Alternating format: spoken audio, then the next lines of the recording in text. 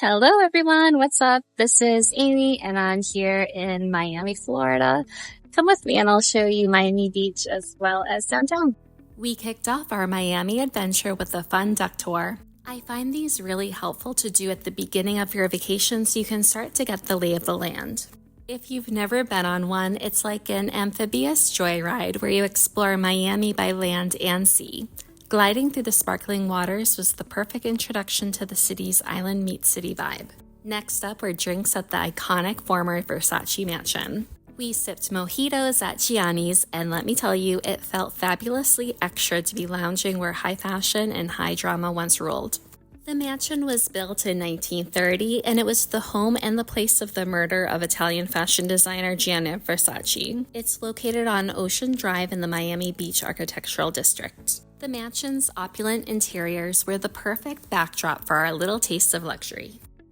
From there, we dove headfirst into Miami Beach's famed architecture with the Art Deco walking tour. We walked along the pastel-colored 1930s hotels with expert guides dishing out stories of the city's glamorous past. This 2-hour tour was a crash course in design styles like Art Deco, Mediterranean Revival, and Miami Modern, and it was one of the highlights of our trip. The majority of Miami Beach's buildings were constructed during the 1930s when Art Deco was the most popular architectural style.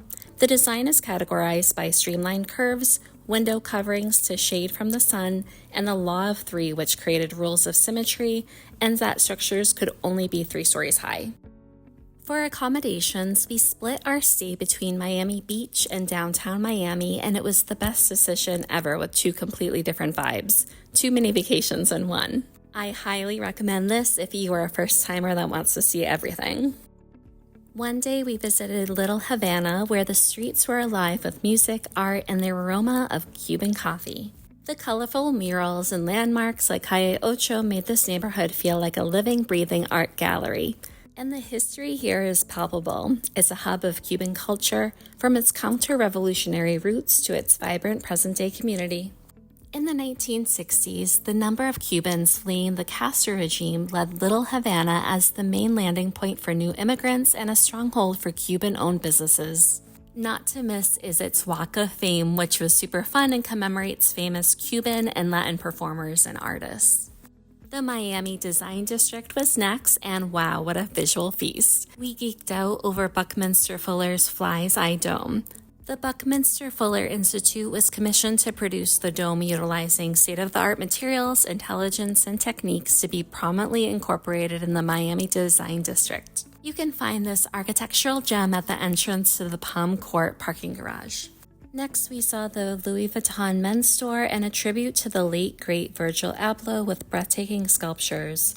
They were surreal. They were so oversized, I'm afraid no video could do it justice. Between high-end shopping, incredible art, and that unforgettable sculpture garden, it was the perfect blend of creativity and luxury. On our last morning, we stopped by a park and were greeted by wild iguanas. For visiting in January, Miami was having a rare cold snap. We learned through local news that when it gets too cold, iguanas can literally freeze and fall out of trees. We caught a few basking in the sunshine as the day warmed up, but the idea of iguanas raining down was equal parts hilarious and bizarre.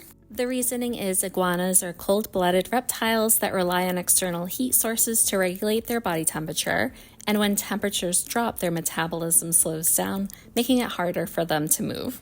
Miami delivered nonstop adventure, beauty, art, and a little quirkiness, exactly what a vacation should be.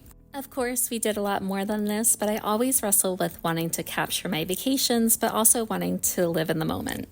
Thanks so much for watching. I hope you enjoyed coming with me through Miami and Miami, Florida. And take care.